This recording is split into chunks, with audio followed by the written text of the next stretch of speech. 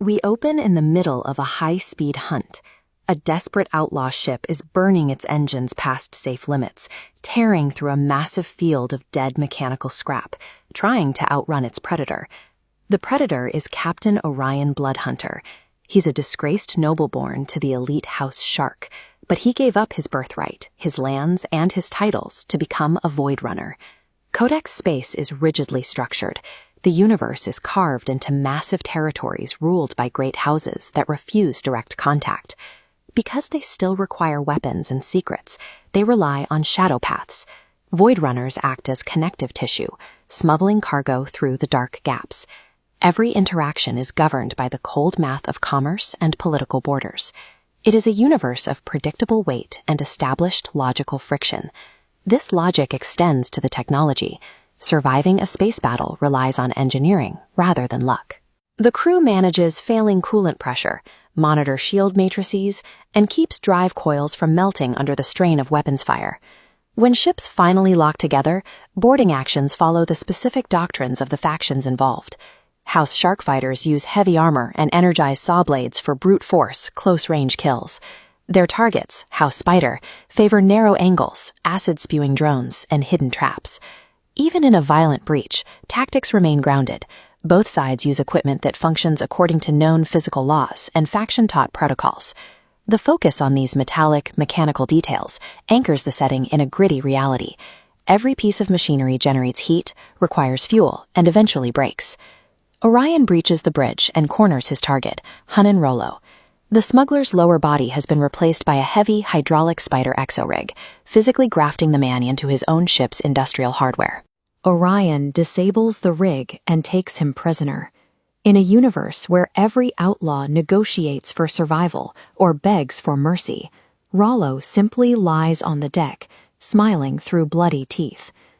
He speaks of standing before the doors of the Black Dream. He casually claims that Orion's crew is already doomed, promising that the great houses and the church have zero influence over what is coming for them.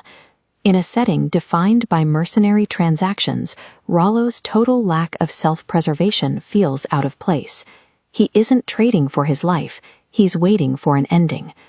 Orion investigates the captain's quarters and finds a macabre shrine. The room is filled with melted wax, bone chips hanging from chains, and a diary detailing the worship of a cosmic entity named Malzeroth. At the center of this shrine sits a single object, a black metal cube, roughly a foot across, tightly wrapped in threads of gold. The cube radiates a distinct biological warmth, vibrating with a pulse that has no mechanical source. Beneath the surface, neon outlines of mouths and eyeless faces appear for a fraction of a second before folding back into the black. When Orion touches the box, his body reacts immediately. His vision blurs, severe nausea drops him to his knees, and his nose begins to bleed without any physical cause. This moment marks the shift. The story has moved from the predictable mechanics of a space opera into a landscape of supernatural infection and cosmic horror. On the ship's main screen, the starfield begins to warp. A massive, twisting spiral of blood-red light tears the vacuum of space wide open, arriving without a drive flare or transponder signal. A 3,000-meter biological monstrosity pushes through the rift.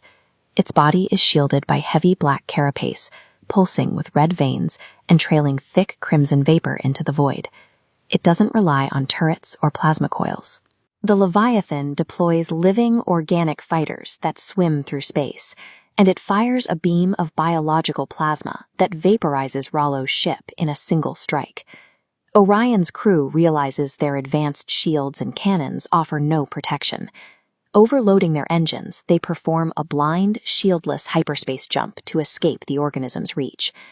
The rigid protocols and high-tech batteries of the great houses were built to fight other ships. They have no answer for a force that doesn't use engines, sensors, or metal. The Black Sun survives the jump. The alarms fade, and the crew takes a moment to process the fact that they have physically outrun the Leviathan. But Orion brought the black, pulsing cube with him. He has secured it aboard his own ship, unaware of the nature of the passenger he's invited into their hull. Rollo's final words from the brig redefine the danger. He doesn't point to the monster in the void. He tells Orion, "You brought it with you, inside your heads." The real threat is no longer a physical predator, but a psychological infection.